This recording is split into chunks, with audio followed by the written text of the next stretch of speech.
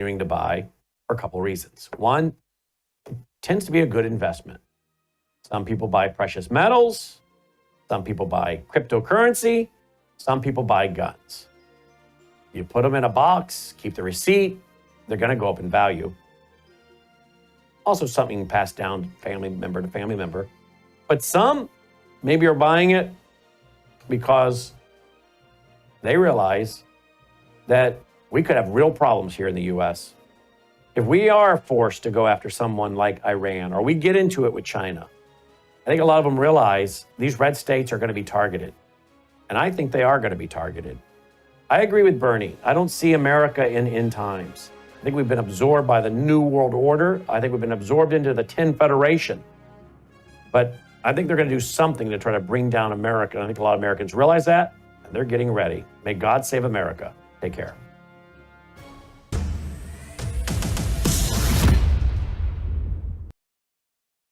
You're watching Worldview 2, built on the 35 years of Worldview books, documentaries, research, high-profile interviews, and the radio and television broadcasts of Brannon House. Colonel Rob Maness has a lifelong record of providing dedicated service to this nation. Having worked his way up from the enlisted ranks to full colonel, he served our country for more than 32 years. He has served as a bomber squadron commander, bomb disposal technician, Joint Chiefs of Staff Operations Officer, assisted the National Security Team with the campaign plan for the global war on terrorism. He authored the first theater nuclear war plan and served as the Vice Commander of America's largest airborne intelligence wing. Colonel Rob Maness is a true American hero.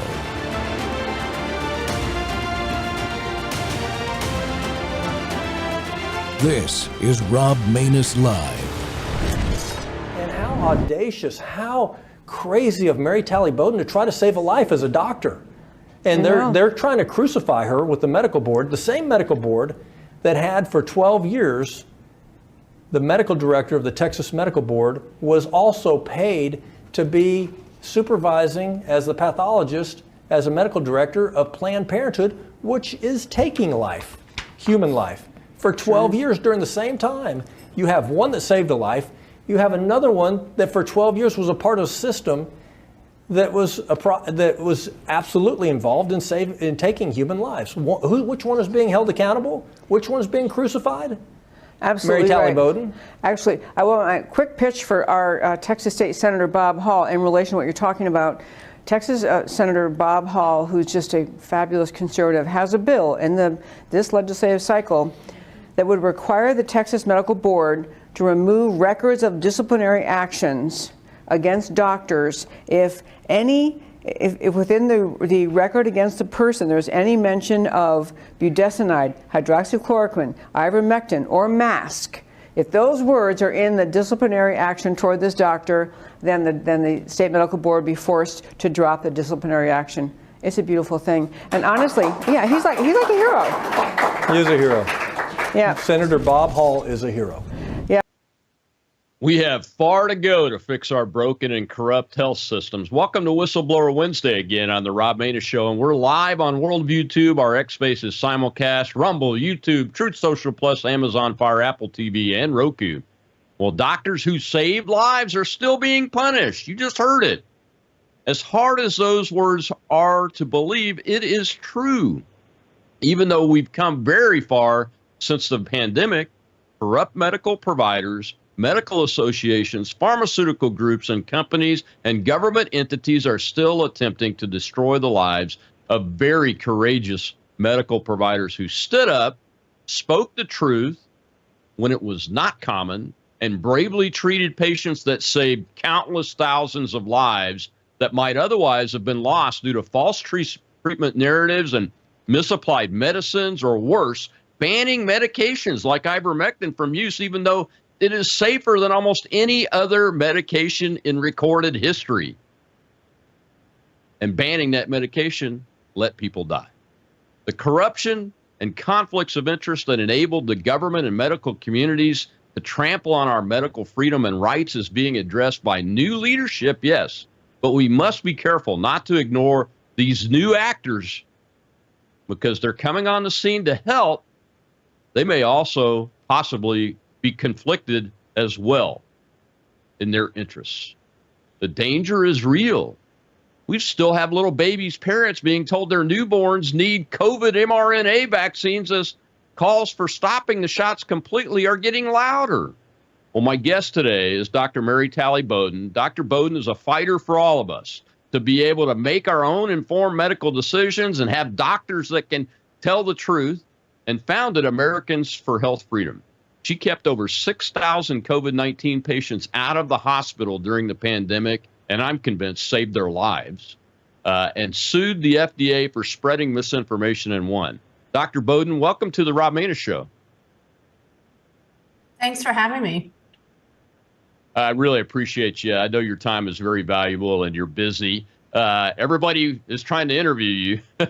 But one of the big questions that I have for you is what led you to establish the Americans for Health Freedom organization? Yeah, I was never very political prior to the pandemic. I shied away from it. I said, yeah, I barely voted for Trump. I always voted Republican, but just barely. I had a lot of busy life, just kept me not really interested. So, unfortunately with the pandemic, medicine became highly politicized. And I had a interaction with a legislator online on X, Representative Brad Paquette from Michigan, who was injured from the COVID shots. He had myocarditis. He's young, he's in his 30s. And I reached out to him and I said, would you be willing to state that the COVID shot should be pulled off the market? Because no one will say that, right? It's a voodoo topic. And he wholeheartedly responded yes. And so it gave me the courage to ask more elected officials and people running for office if they would simply state that the COVID shot should be pulled off the market. And that led to me founding Americans for Health Freedom, where we've just recruited politicians to be brave and state the COVID shot should be pulled off the market. Well, I, for one, greatly appreciate you doing that, because even though I had the Moderna shot and later even talked my wife, who's a breast cancer survivor, into getting it, I regret that now, knowing what I know now, and we need more people like you to stand up and recruit the powerful and convince them what the truth is. So I really deeply appreciate it, especially at a personal level. So the opening clip, I'm still surprised to see medical boards, associations, hospitals try to crucify people like you for doing what I've always been told what doctors do, which is follow their Hippocratic oath and act in the best interest of their patients 100% of the time, which is what I see in your actions. Why is this still happening? Because this is not, I mean, this is recent, isn't it? Yeah, I mean, this started 3.5 years ago. And from the beginning, they've used me to try to set an example, to send a signal to other doctors.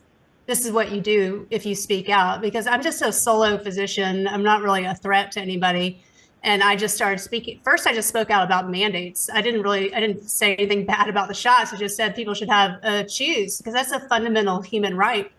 And they went after me very publicly, and then they turned me into medical board. So yeah, I've been waiting for a hearing for 3.5 years. And unfortunately, the administrative court just awarded them summary judgment. So next week, I get to hear how guilty I am. They're going to decide my punishment. I have to set aside a week to undergo a hearing where they will consider how much they want to punish me. And then I do plan on appealing. So I don't know how long this will go on. Can you talk about what they have charged you with that was so bad that they want to punish you? Yeah, it started off with, I believe, 4 different charges, and it's dwindled down to 1. It was basically 2 hospitals turned me in. One was Houston Methodist. So they were the first hospital in the country to mandate the COVID shots. They did it 5 months before Biden. It was April 1st, 2021. And I had privileges there. I was very loosely associated with them. I'd never stepped foot in their hospital. But when I started speaking out about mandates, they said that I was spreading dangerous misinformation. They announced it on Twitter, and then they went to a reporter to tell them I was suspended. And that's how I found out. And so I resigned in response to that. But they turned me in because they said I resigned under investigation. And then the second hospital that turned me in was Texas Hughley Hospital. This was concerning a patient that had been in the hospital for over a month. The hospital had given up. They were talking hospice. The patient's wife was suing the hospital to try to give him the opportunity to try ivermectin because the hospital refused. And so I got involved in that lawsuit as an expert and then as a prescribing doctor. And we initially won the suit. We were given the green light. The lawyers gave me the green light to send a nurse to the hospital to give the medication. But the hospital obtained a stay on the order and ultimately won. And so he was denied ivermectin. And then they turned me into the medical board for unprofessional conduct. They say that, I technically did not have privileges, but we were going off a court order and I was going off the lawyers telling me it was okay to go. But yeah, that was my crime, is sending a nurse to the hospital without having privileges.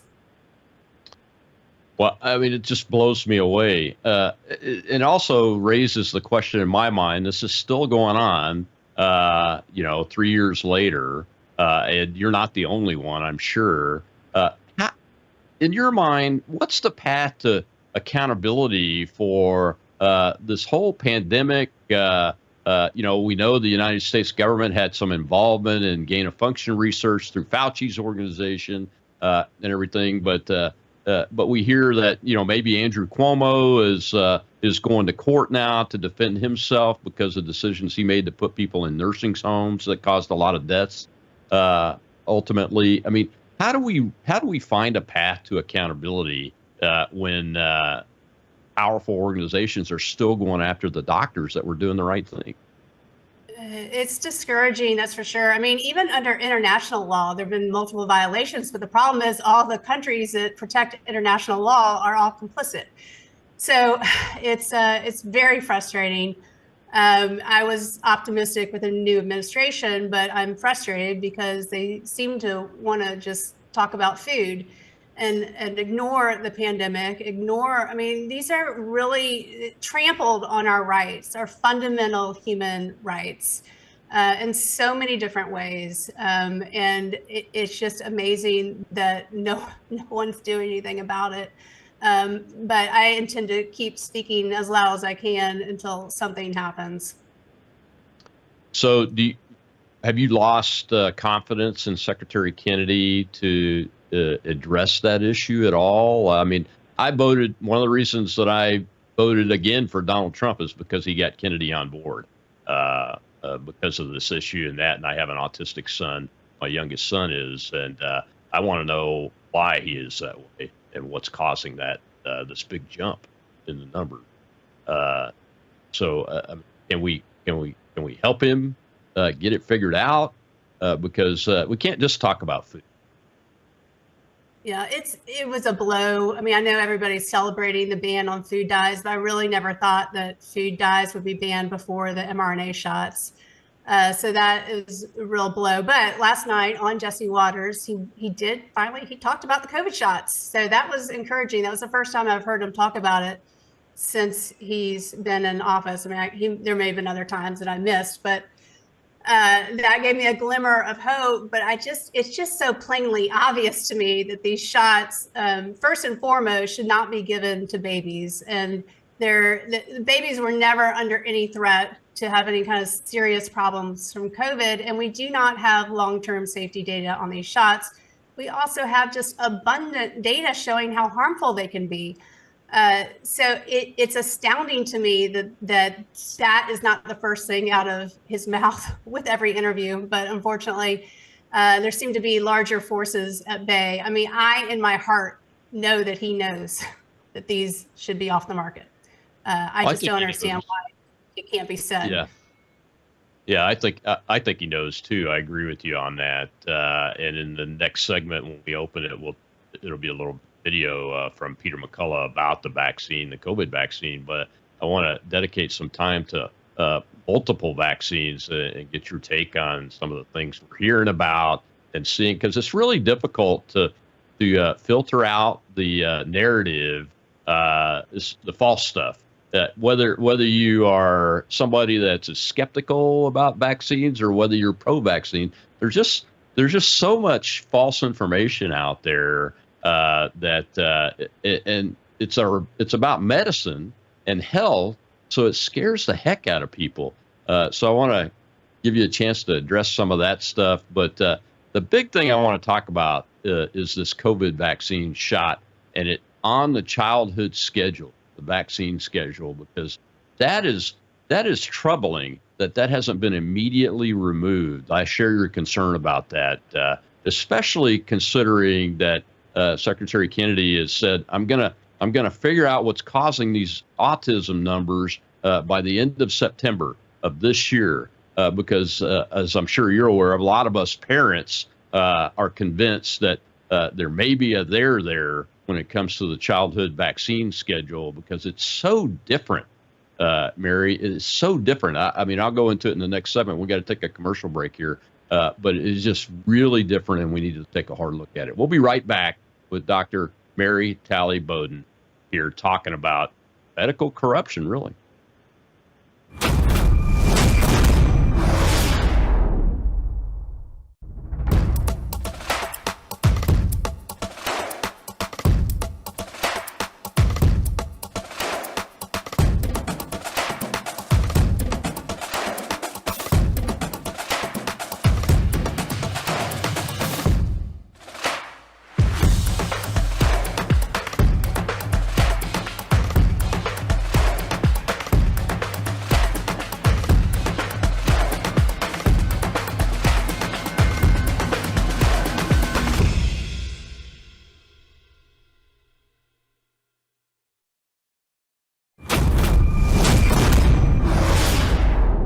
On the heels of a report by Dora Bawila from New York State. Listen to this.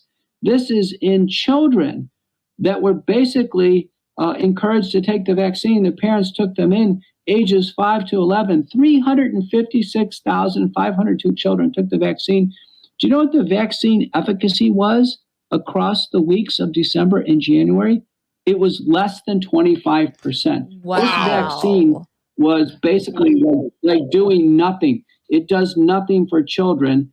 And we have really alarming data. And, on my Twitter feed, if you go to it, I just cite the data. Dan Bongino from Fox News had me the other day. He goes, I go to Dr. McCullough's Twitter feed because I just get the studies. Listen to this study. It just came out from Anna Youssef and colleagues. It was published in Lancet Child and Adolescent Health. The title of the report is Reported Cases of Multi-System Inflammatory Syndrome, children aged 12 to 20 in the U.S. who received the COVID-19 vaccine. And here they have cases, 21 people this age group who developed this horrible inflammatory syndrome. 57% had to be admitted to the intensive care unit. Gosh. And this is kids who are normal. They should be living their lives and enjoying themselves. And 14% had to be put on the mechanical ventilator. And you know who this is happening to? This is happening to people who, young kids who have already had COVID. So the body's already been loaded with the virus, and now they're being forced to take the vaccine on top. I mean, these are clear signals the vaccine program should be shut down. Welcome back to the Rob Maness Show. It's Whistleblower Wednesday, and we're talking about corruption in the medicine and the public health system here in the United States of America. So far in the context of the COVID-19 pandemic, but that clip, this is for Secretary Kennedy. Mr. Secretary, that clip's from 2022. We're in 2025 now, sir. It's time to remove these vaccines from our kids' vaccine schedules. And my guest today is Dr. Mary Talley Bowden, who is a founder of Americans for Health Freedom, and has been treating patients, saved over 6,000 patients from going to the hospital in the COVID pandemic. And we're very grateful for you joining us today, Mary. So I wanted to ask you, as a doctor that's now highly experienced in this disease, and has seen a lot of the vaccine adverse reactions and those kind of things, do you have an opinion as to why it's still on the schedule? Money. I mean, I looked up this morning actually, how much has Pfizer gained from this? So approximately 9.5 million children have received the latest version of the COVID shot. Believe it or not, it's about 13.1% of all American children. That's $1.4 billion in revenue for these vaccine manufacturers. That is the only explanation at this point. Like Dr. McCullough said, I mean, there is just abundant data. I've stopped looking at the studies because it's just, yes, of course, it confirms what we already know. Last I checked, there are over 3,400 peer-reviewed published studies showing the harms of these shots. We've never seen anything like it with any pharmaceutical product on the market. Any other product would have been pulled by now. Typically, after 5 deaths, there's a black box warning. After 50 deaths, the product is pulled. Well, we know we've had 28,000 plus, and that's a gross underestimation of the true number of deaths following these shots. They should have been pulled a long time ago. Is that children and adults, that number that you just put out there? Deaths? No, yeah. That's according to VAERS, but we know even a study from Harvard confirmed that VAERS vastly underestimates the true number. So VAERS, they believe, is just 1% of what's actually happening. And I can attest to that. I mean, the patients that I've seen with injuries, none of them were reported by other doctors. I was the one that had to report them. And I mean, to be honest, I didn't know about VAERS prior to COVID. So it may be that a lot of doctors don't even know. Patients certainly don't know. So I imagine that the numbers we're seeing on VAERS are just a fraction of what's really out there. Yeah, I didn't know about VAERS either. And I had even in my Air Force career, I had supervised at the executive level 2 different large Air Force clinics that originally started out as hospitals. But I did know about the DMED database that the military whistleblowers like Dr. Teresa Long and Ted Macy, and Mark Bashaw brought attention to, that they went in and fixed, so to speak. The difference between those two is VAERS is a voluntary reporting, self-reporting, and I'm assuming doctors do that too, in addition to patients, right? Yeah, well, doctors are actually required to submit to VAERS. I don't think they know that, but by law they're required, and they can also get in trouble if they submit a false report. So it's not just as loose as people think. I mean, doctors are obligated, even if you don't know for certain, if you suspect, and we don't have a great test to say, okay, this is a vaccine injury, but you take it, by history, and you eliminate every other cause. So these patients come in and they've had the $1 million workup. Doctors are baffled. They have no idea. And of course they can't connect it with the COVID shot, or they're unwilling to. But you are by law required to report those to VAERS if there's even a shred of connection between this shot and the disease. And these people, it's not like, treating a cold. They are sick and they have very significant problems that are very challenging to treat. The other thing that I'm seeing, which is super alarming, is the spike protein antibody levels. So we don't have a direct test for spike protein, but we can measure antibody levels. And even this morning, I talked to somebody who had a last shot 4 years ago, and her antibody levels were off the charts. They didn't even register. They were above 25,000. That's not normal. I mean, normally antibody levels wane with time, especially now that we're not in the midst of any sort of threat of an infection. You should not be seeing levels that high. But this is a consistent thing I am seeing in these patients that have gotten the shots, is these levels just super high. It's not normal. It's not what you see with other vaccines. One of the really strange things that I've noticed after that first shot, the first 2 shots I got, there was a series because I got the Moderna one. I never got another one, and people that I know that consistently got the boosters were getting COVID like every 3 months, something crazy like that. I've never seen that before. Do we have any idea what the cause of that is, or if that's really true? I mean, Stop an Yeah, anecdote. no, there are studies showing that the people that got vaccinated are at increased likelihood of getting COVID, and it's a little bit complicated, but antibody dependent enhancement, you're basically suppressing the immune response, which allows a slight variation to take over more easily. And we're seeing just immune problems in general with patients, either autoimmune, where the body's attacking itself, or immune deficiency, where they're more prone to infections. Yeah, my wife and I both noticed for the first year after our shots, we were getting colds a lot. I hadn't had a cold in 10 years, quite honestly, before all that happened. So it's very interesting. Well, we've got a question from our live audience. I'm going to go ahead and take that. Shell is our host over there. Go ahead, Shell. We have WIB, sir. Thank you, Shell. Thank you, Colonel. And thank you, Dr. Bowden. Going back to the motivation question, you had said that you believe it's mostly about money. Is there any room in there for control as a motivator? And I only ask because we're starting to see similar components in the veterinary world where they're mandating registration and vaccinations where there used to not be such a thing. Right. Well, this whole thing, yes. I mean, that's part of it too. They start by fear, and they use fear to control. And we definitely saw that during COVID. And you look at the Nazis did the same thing with bringing health scares in to control people, to control the population.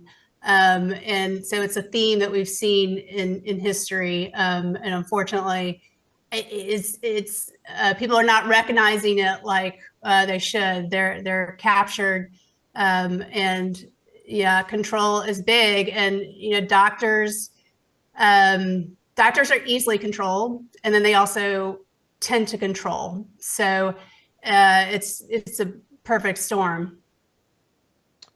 Yeah, and I wanted to ask you, because you resigned from hospitals that you were working in, right? You're totally independent now. I spoke to the audience about Obamacare and how bad it was before the show started. And that's one of the things I think that was so bad for Obamacare, is that it pushed doctors into working directly for hospitals more than having private practice, didn't it? Yeah, so only 1% of doctors are truly independent. So a large portion work for hospitals, insurance companies, or the government.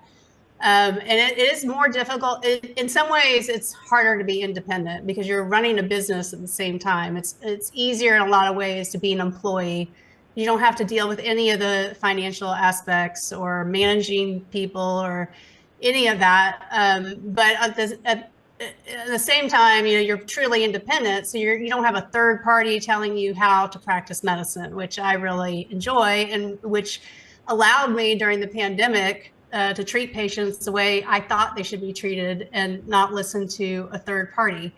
But yeah, Obamacare adds a lot of red tape, a lot of unnecessary charting, a lot of chasing the money, and makes it more difficult for doctors to be independent. Yeah, exactly. Since we're talking about vaccines, I wanted to just get your take on Secretary Kennedy's effort to find out what's causing the autism numbers that we're seeing now. And look, I mentioned that I'm a parent of an autistic son, and I have my shot record from the Department of Defense from when I was born, because I was an Air Force baby and grew up that way. And I have my sons. And the reason why I'm looking forward to the research into the vaccination schedule is because it is dramatically different. So much so that I was actually surprised. Somebody said, you should go compare those two, because we had a spate of baby boys born in my squadron when I was a commander. When my son was born, about six to nine of them were born with some form of autism spectrum disorder. Is there other places that we should look, though, in addition to the vaccines? Oh, for autism? Yeah. I mean, I think that's the most logical. And, even prior to COVID, I would advise people, don't give your child, I'm not a pediatrician, but if people would ask, don't give your child a vaccine when they're sick. If you're worried, then maybe don't do it all at one time, just because the simple fact is they challenge your immune system. It's like with any, I give allergy shots at my office for people with allergies. That challenges your immune system. And if you overload the immune system at one time, there are going to be repercussions. It doesn't matter what it is. So it just makes logical sense to start with the vaccines. And yeah, sure, it could be other factors as well, but that's the elephant in the room. Yeah, it is. Do you think he can get it done in the amount of time that he's laid out there? I mean, I hope he can. Probably already knows the answer. I don't know. I don't know really what's going on. I don't. Maybe they're just compiling all the data they already have. But yeah, I'm not sure what that timing is all about. Yeah, I think you're right. I think the data is already there. It's just a matter of actually doing the analysis of it and writing the reports with the facts. We got to take another break. When we come back, I want to get into a discussion about banned medications like ivermectin. There seems to be a new push at the state legislature level in the positive to help Americans be able to get medicines that actually work so they can't be banned. And I'll be right back with my guest today, Dr. Mary Talley Bowden. We'll be right back.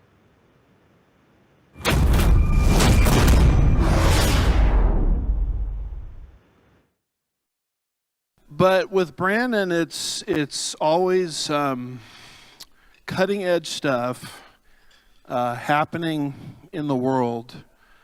And it's not just from the political angle, because you can get that on other platforms, but it's always from the biblical angle. So you're dealing with a guy that loves Jesus, you're dealing with a guy that's very intelligent, you're dealing with a guy that is cutting edge conservatism, and you're dealing with a guy that wants to be biblical all at the same time. And so for that reason alone, I hope many, many people will not just lift up his ministry in prayer, but will also financially get behind it, because from the angle I'm trying to describe, he really is the only game in town. And we desperately need it in these last days. Can I get an amen to that?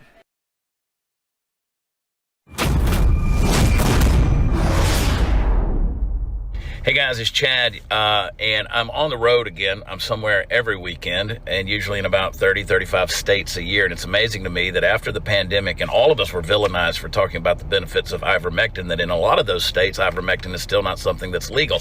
Me personally, I think it should be sold over the counter. I think that the arm of justice needs to come after Anthony Fauci and Big Pharma and hold them accountable for all the lies and the penalties that they gave us for pushing and promoting the benefits of ivermectin. Now, there are those of you out there who say that ivermectin is some kind of horse paste and it's not good for human consumption. It's literally a miracle drug. And if you're afraid of it, I want you to listen to this right here. Peter Attia, you know Peter. Yeah. Peter Attia was on here and he said, do you know what the safety profile of ivermectin is? And I said, no. And he goes, listen to this. He goes, ivermectin's been given out more than 4 billion times. And he goes, there's been less than 30 adverse reactions that have been reported. So if you want to find out more about the benefits of ivermectin and how you can get it, I want you to visit my friends over at All Family Pharmacy. They will take care of you. You can visit allfamilypharmacy.com/Chad and use promo code CHAD. I spell it Chad. Go over there, allfamilypharmacy.com. Let them take care of you. And don't forget to tune into the Dear America podcast as well as the Chad Prather Show. Welcome back to the Rob Maness Show. It's Whistleblower Wednesday, and we're talking about the corruption in public health and medicine and pharmaceuticals with my guest today is Dr. Mary Talley Bowden, and that was Chad Prather, a Texan. I like the clip, and I let it play through his little ad there because, I appreciate the folks putting that stuff out there and being able to use it on the show. So check that out for Chad if you get a chance to hear this again. Dr. Bowden, you know, the challenge with the medical board that you're facing is in large part because of ivermectin, right? Exactly. They like to say it has nothing to do with ivermectin, but ivermectin is on the complaint. And as you heard at the beginning of the show, Senator Bob Hall has introduced a bill where any complaints submitted with the word ivermectin, budesonide, hydroxychloroquine, or mask, any complaints or any disciplinary action would be nullified and we would get our legal fees back. Unfortunately, it seems to be stuck. The bill has been stuck. I actually reached out to Senator Hall's staffer this morning. She said the Lieutenant Governor, Dan Patrick, may have some concerns about the bill, and she's checking to see what is going on. That's unfortunate. What's the bill number again? You know? It is SB 2422 in Texas. SB 2422, folks, especially if you live in Texas. Give Lieutenant Governor Dan Patrick's office a call, see if we can get that unstuck, because it needs to happen. You know, we need more legislation like that. And I wanted to ask you, have you been involved in the effort? I think I saw Tennessee was the latest state that I saw that passed a law saying you can buy ivermectin over the counter. Have you been involved in any of that effort? It looks like it might actually be nationwide. Yeah, so there are 3 states now. Tennessee actually passed it in 2022. They paved the way. And then Arkansas was second more recently, and then Idaho. And then there are actually 14 states with legislation on the table to make it over the counter. Texas is one of them. They had a hearing on Monday. I don't think it's going to pass in Texas, though, because nothing seems to be passing in Texas. But I know North Carolina has a hearing coming up. You know, surprisingly, Florida is not on that list. Everybody's wondering what's going on with Florida. But yeah, it is important because it is super safe, and it's been demonized. It's been politicized. You don't have doctors willing to prescribe it. Still don't have pharmacists willing to dispense it. Insurance companies won't pay it. People are buying it overseas, or they're buying it from Tractor Supply. And you know, this is America. We should be able to buy human versions of the medication from the pharmacy without issue. And it is definitely safer than Tylenol. Yeah. Is there a place where advocates that work legislative issues at the state level can go to find a model legislation or anything? Or is it, I'm sure you can go to the state of Tennessee's website and find the bill. Yeah, it's a little bit tricky because the FDA is the only one that can make it over the counter where it's sitting next to the bottle of aspirin. So the way this works is the pharmacist still has to dispense it, but they don't need a prescription from the physician. From what I understand in Tennessee, you're still not going to be able to get it from CVS or Walgreens. You have to go to the independent pharmacies. But it does eliminate one step of the red tape. And, you know, getting a doctor to prescribe it is usually the biggest hurdle. So that's what it would do for these other states, is just take the doctor out of the problem. Why are the doctors the problem? Well, FDA is part of that. They branded ivermectin as a horse medication. That was the lawsuit that I was involved in. And we won the lawsuit. Basically, you know, they went out and said, with a tweet, they said, seriously, y'all, you're not a horse, you're not a cow, stop it. And that tweet went viral, and it made it seem like ivermectin was for horses. And they had to remove the misinformation that they posted on their website and from social media, but it's still branded. And you know, the FDA should come out and make a statement about the safety of ivermectin, about all the benefits, about you know, how it's been used in over 4 billion people around the world, won a Nobel Prize in medicine. We just need to re-educate doctors because it's just been misbranded. And you know, if it were up to me, I would require all doctors to take a CME on ivermectin because there's still so much misconception out there. Yeah, I'm surprised, you know, and we'll talk about the food dyes and some other, but the conflict of interest that you wrote about in your Substack in the next segment. But it seems like that'd be an easy thing to do for the FDA director to just come out and say it. I wonder what's driving him not to do that, because I mean, we are in the era of the Trump administration, and that should give us pause when we don't see rapid action on simple things. And this is a simple thing, right? It would be a very simple thing just to put out a statement about ivermectin, just like they put out a false statement about ivermectin in the previous administration. They could really correct that, which is a simple message to the public. And it is curious why that has not happened. Maybe if we keep pushing, it will. Yeah, we will. Some of the other medications I wanted to get your take on. I did a show a few months ago about remdesivir and the risks associated with it. Did you see, in your experience of treating COVID patients, problems with that particular treatment? Well, I'm outpatient, so my goal was to keep people from getting that medication to begin with. So all the people that I treated early stayed out of the hospital. And so, yeah, but I definitely talked to people where there were significant injuries. There's a great patriot patient, Greta Crawford, started a website called Protocol Kills, because she ended up in the hospital and almost died and was given remdesivir. And so she has collected so many stories from patients who were either killed in the hospital or nearly died in the hospital, complications related to the way they were treated. Protocolkills.com. I encourage everybody to go look at it.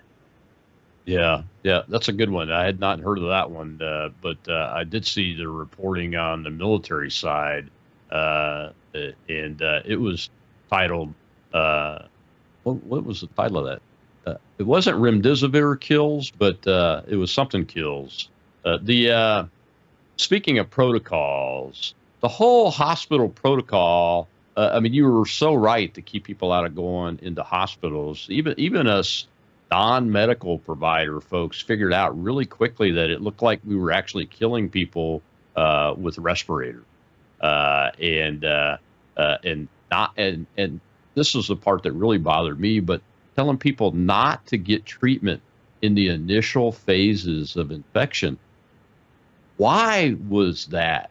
Do you have any idea why that protocol was put out there? Yeah, I mean, that's the way we are trained to not treat a virus. Let it run its course. Only treat if there's a secondary bacterial infection. And if that's going to happen, it's usually the second week. Well, that was a total disaster during COVID. And yeah, I had to change my mindset because that was the way I thought initially. But I just didn't sit well with me to have people struggling to breathe and not do anything. So initially, I just used common sense. I did breathing treatments. I did steroids. I treated for possible secondary bacterial infection with antibiotics. And I tried hydroxychloroquine early on. And then the Texas State Board of Pharmacy actually prohibited us from prescribing it for COVID, which has never happened before. And so I put that on the back burner, just thought, yeah, I don't know what else I can do. And then I started using monoclonal antibodies, and those worked really well. Unfortunately, the government took over distribution and they became harder and harder to get. And that's when I started using ivermectin.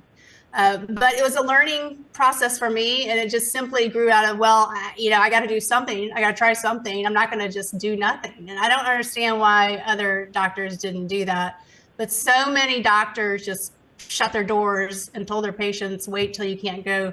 Yeah, I think part of it was fear, and they didn't want to get sick, which is, you don't sign up for that as a doctor. You're ethically obligated to treat sick people and not just, flee from them in fear. It's really bizarre. Yeah, that's a strange take on that, but that's what was happening.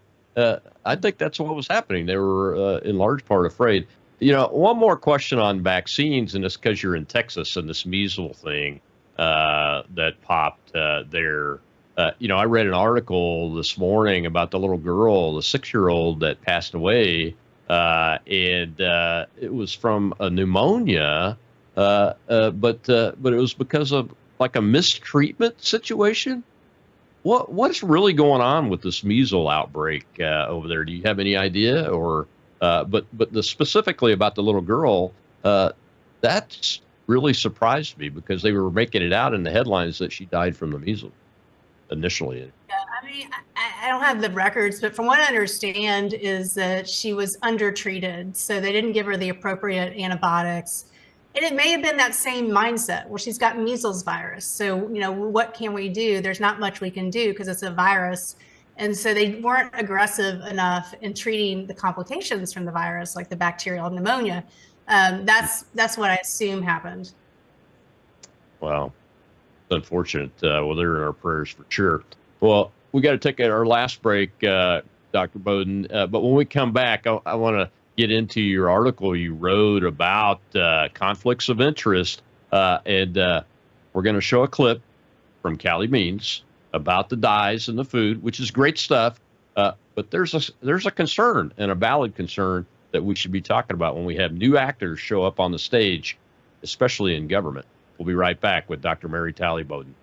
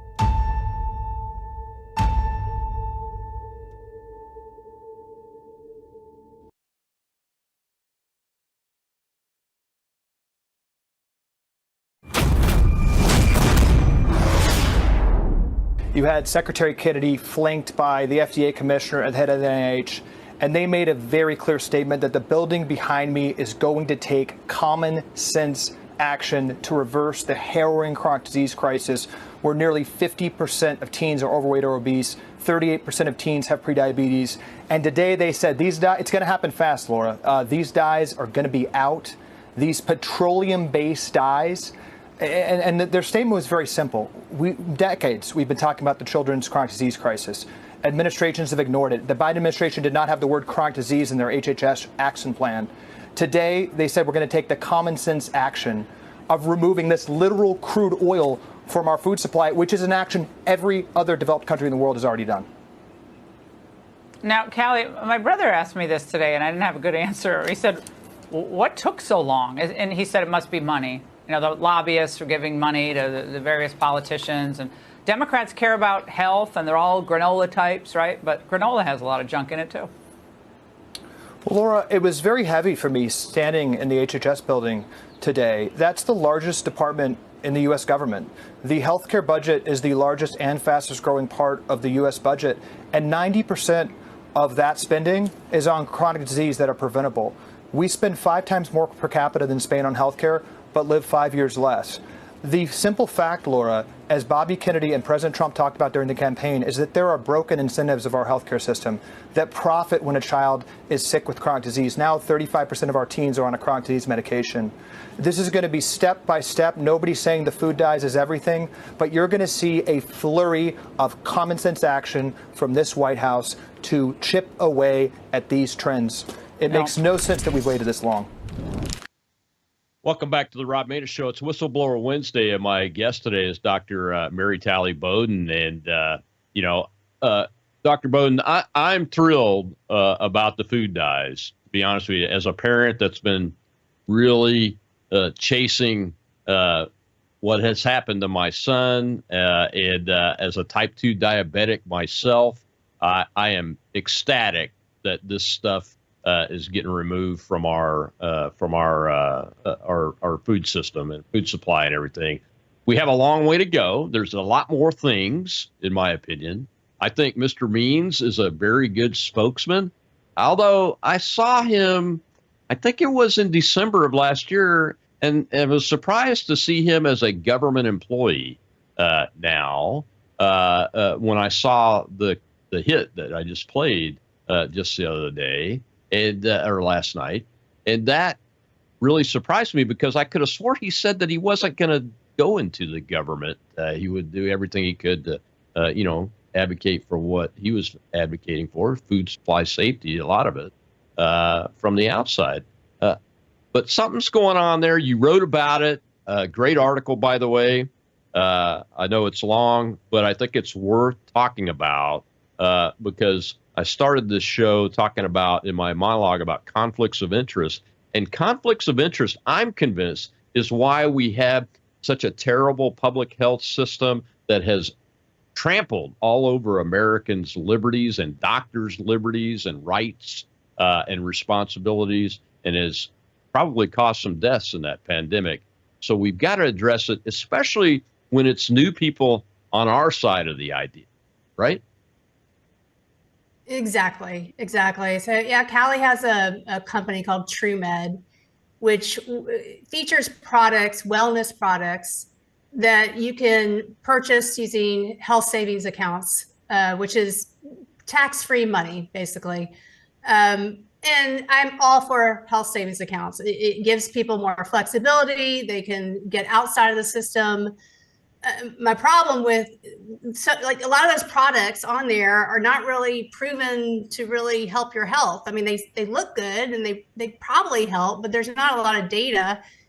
For example, that 8 sleep bed, and I'm a sleep specialist, so that one caught my eye. Insomnia, sleep apnea, those are the sleep issues that need to be addressed in America. They're highly prevalent. And this high-tech bed, which is very expensive, they don't have data showing it addresses insomnia or sleep apnea. And yet, the taxpayers are paying for that for people. So people can use they can get a tax break by buying these fancy beds, which comes out of the rest of our pocket. So I don't agree with that kind of business.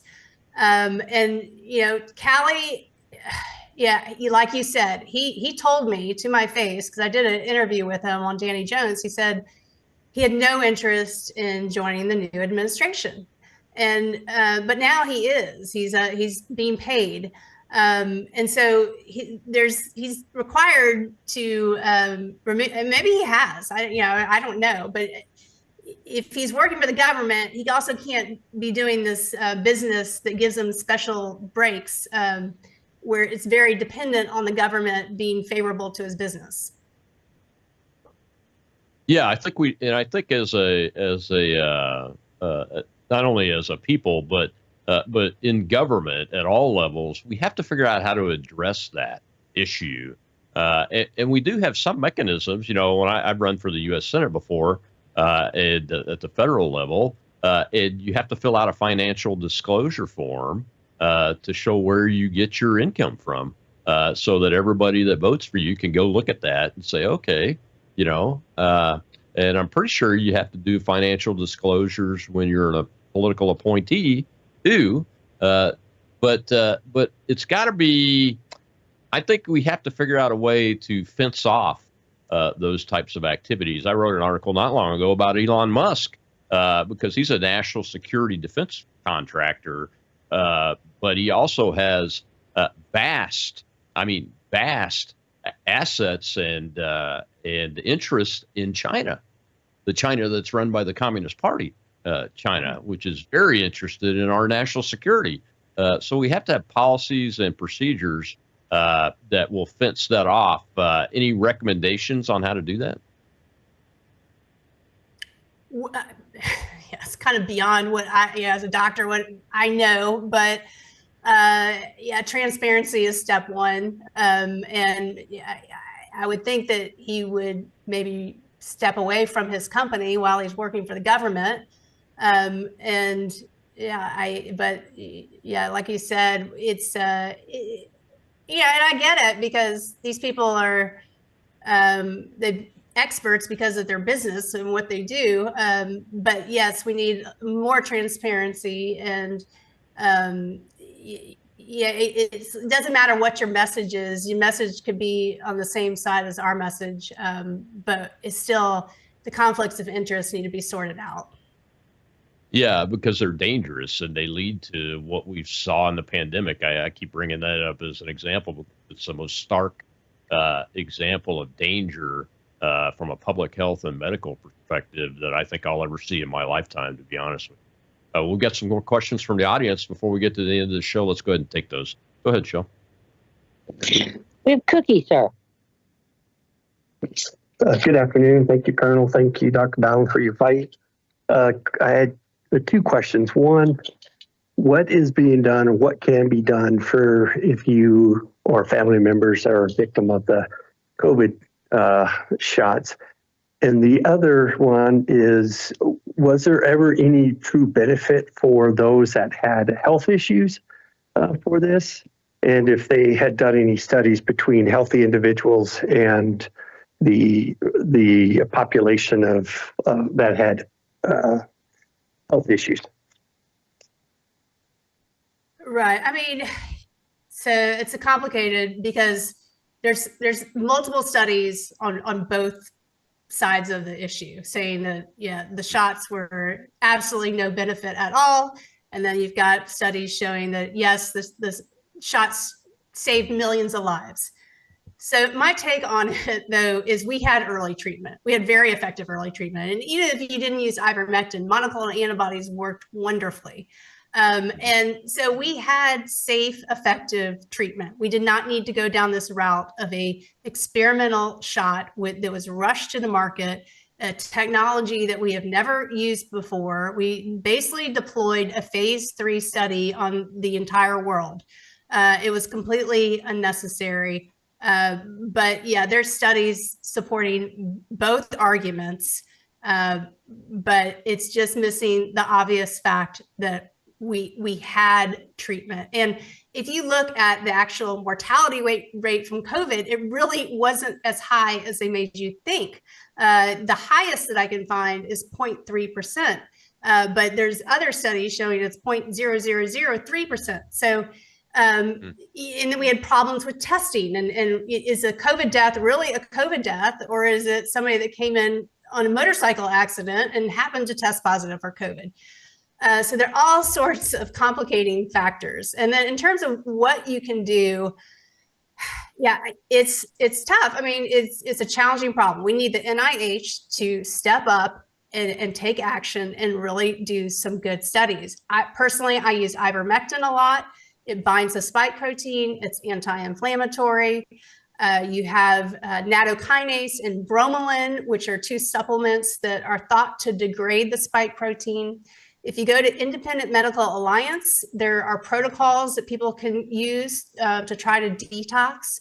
I would say if you are not in bad health now, you're probably going to be okay. So, it's not a death sentence if you did get them, and try not too worried about it, because if you're okay now, odds are you're going to be okay going forward. Yeah, I'm living testimony of that. I got the shot and then got COVID afterwards. I survived it, but I had a great doctor like you. That when I went in to see her, she was like, "Here's what we're going to do: boom, boom, boom." And she even made a comment under her breath. Yeah, they tell me I'm not supposed to do this, but I'm doing it anyway. Boom, boom, and I was fine. And I'm 63, and I already mentioned I'm type 2 diabetic, so that was an issue for us. But yeah, getting recourse for the adverse reactions is a challenge. Sure. We have one more question before we get to the end of the show. I think we can take it. Go ahead, Shel. We have Liz, sir. Good afternoon, Colonel. Good afternoon, Dr. Bowden. My question to you is, you mentioned the food dyes. My question is, what about removing all this toxic preservatives in our food and the ones that are used to chemically treat our food, either in the process and or in the ground? How do you feel about those? I mean, should those be? I mean, we all have choices. I personally, I try not to eat stuff out of packages that have preservatives. But yes, that is definitely something that should be addressed. But I would say if you're worried about it, avoid anything that's packaged. I did carnivore diet for 6 months and lost 20 pounds. Felt great. I'm not as strict about it now, but I do try to avoid anything with a bunch of preservatives in it. I mean, we just inherently know when you eat something that has a shelf life of 10 years, it's probably not good for you. So I would just say, don't wait for the government to help you in that regard. Just help yourself. Well, thank you so much, Dr. Bowden. I appreciate your time and your insights and the discussion. We really do appreciate it. How can folks find you? Well, I'm pretty active on X at MD Breathe, and I also have a Substack, MD Breathe or Day 8. Well, thank you very much. You'll be in our prayers because we want you to be successful in fighting the medical board so you can still treat patients and save lives. We appreciate it. Well, tomorrow is Truth Thursday, and we'll be talking with Reverend Robert Schuller about a pope. So it should be an interesting conversation. I'll see you then on the Rob Maness Show on Worldview Tube.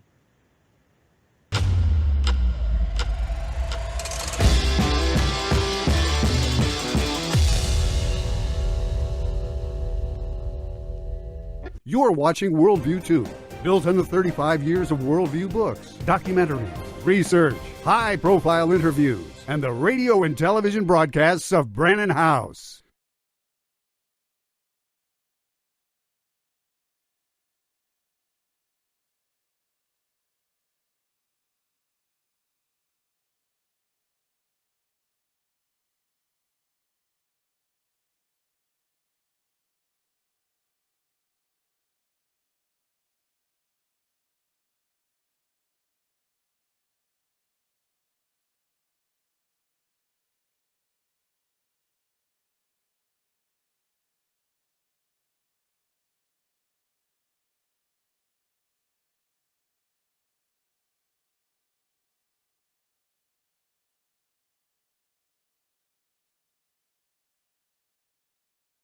You're watching Worldview 2, built on the 35 years of Worldview books, documentaries, research, high-profile interviews, and the radio and television broadcasts of Brannon House.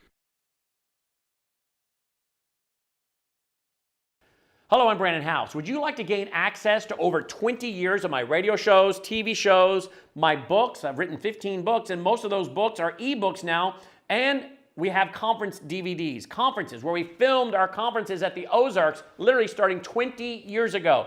It's all available in our archived vault. All you have to do is go to worldviewtube.com/vault, worldviewtube.com/vault, and for a reasonable monthly fee, you gain access to over 20 years of Christian worldview programming, news, information, books, documentaries, and a powerful search engine. And folks, it's a great way not only to educate yourself, equip yourself, but it's a big way that you can help fund our continuation as a broadcast network. Please check it out. worldviewtube.com/vault, worldviewtube.com/vault, and help us continue pushing out a Christian worldview.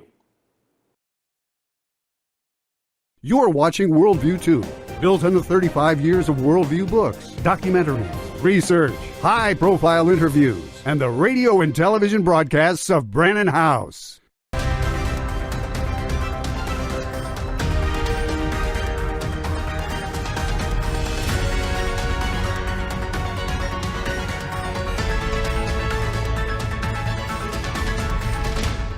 Joining me now is Troy Smith with Slingshot News. You'll find them on Slingshot News. At Slingshot News is their handle. We'll show it right here. At Slingshot News. Now, don't make the mistake I made earlier today. I put in only one S. So if you do news at News Slingshot, you only put in one S, you're going to get to the wrong page. Put in two S's. Spell it out. NEWSSLINGSHOT.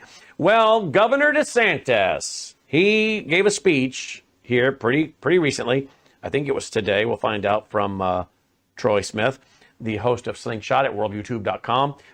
Roger Stone's reporting on this quite a bit, as well as others. I don't know. I'm just reporting what's being put out there.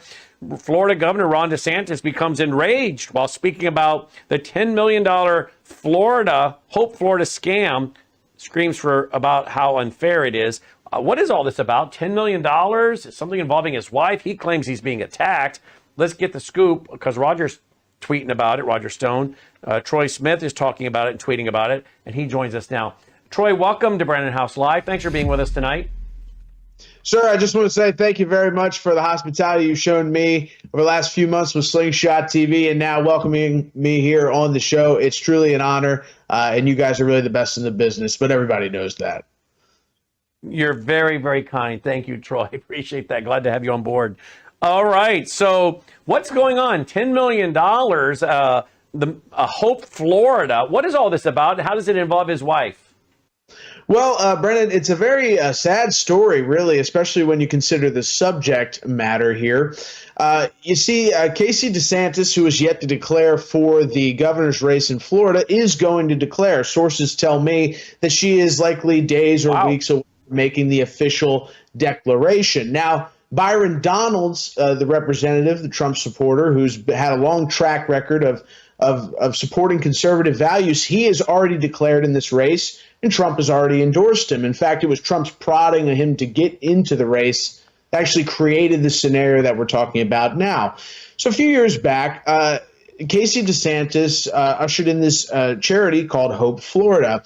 And now a shocking corruption scandal is upending this scheme of Ron DeSantis and his wife trying to push this dynasty in Florida.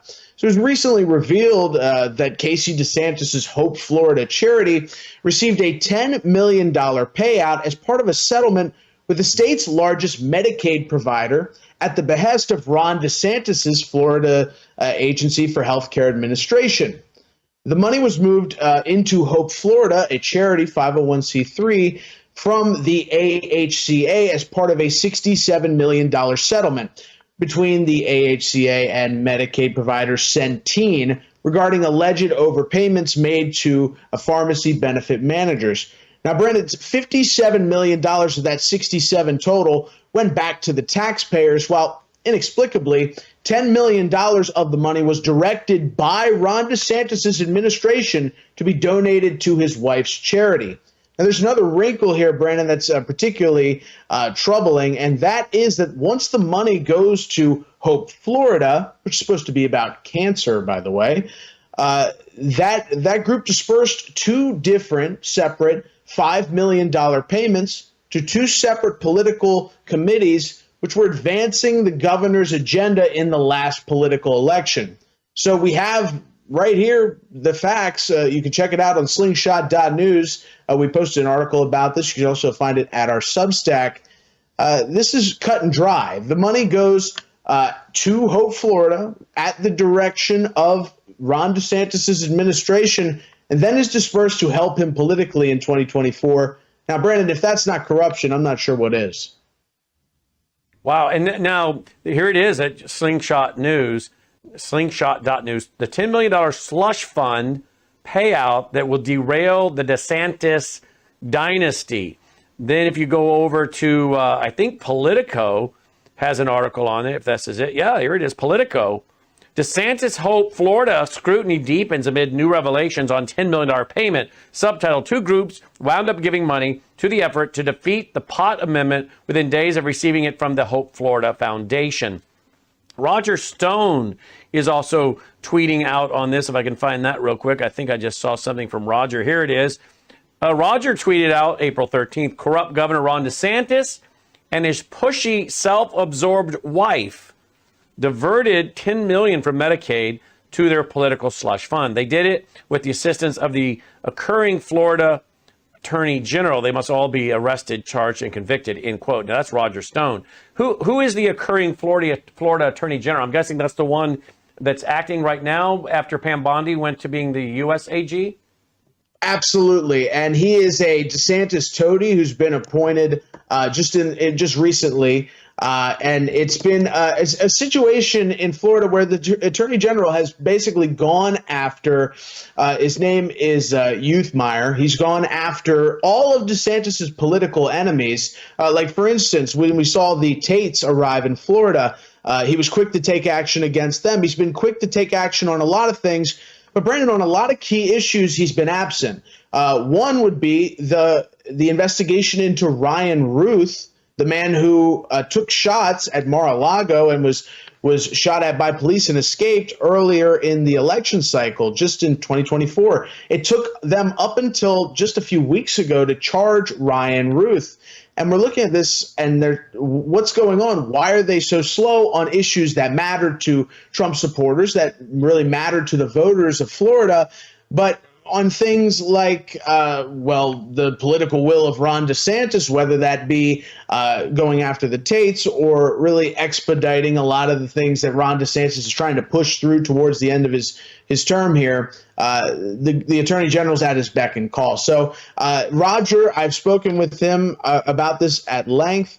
And we both agree that this scheme would not have been able to happen if it wasn't for the Attorney General of Florida. So in any kind of investigation, Brandon, that we're going to hopefully get into here in a second, and that the Attorney General and FBI Director will hopefully look into this, we need to have some kind of accountability on this kind of issue. But, when we have accountability on this, it's going to involve the Attorney General as well, because none of this could have happened without his supervision and his complicit behavior. I mean, it's terrible what's going on here in the state of Florida. The people are being. Wouldn't they expect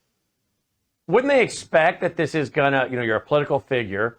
Any financial transactions are going to be highly scrutinized in the political world. Why would they be apparently so careless? Again, I haven't seen the documents. I can't vouch for the reports, but Politico's reporting it. You're reporting it, Roger, Laura Loomer. So there must be something to the accusations. So why would they be so careless? Well, and let me just say that the very gracious Laura Loomer, who is just an unbelievable talent. I mean, you want to talk about somebody who is unbelievably talented, unbelievably gracious, unbelievably kind, and just, they take her and they make her into some kind of monster, when in truth, she's the hardest hitting journalist that we have the country today. And she's revealed so much about this, Brandon. Over the last couple of years,